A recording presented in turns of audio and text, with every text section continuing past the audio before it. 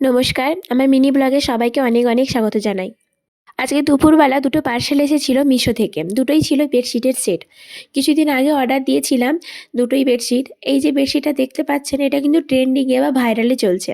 কিন্তু তাই বলে যে আমি অর্ডার দিয়েছি তা নয়। আমার না খুবই পছন্দ হোয়াইট কালার। সে বেডশিট হোক, জামা হোক বা অন্য কিছুই হোক, হোয়াইট কালার একদিক দিয়ে আমি দেখলেই নিয়ে নিই। তবে কালারটা বলবো ক্যামেরাতে যেমন এসেছে তেমনই। আর কাপড়ের কোয়ালিটি দিক দিয়ে বলবো, কাপড়ের কোয়ালিটি একটু হলেও হেরফের আছে। তবে বলবো প্রাইজের অনুপাতে ঠিকঠাক।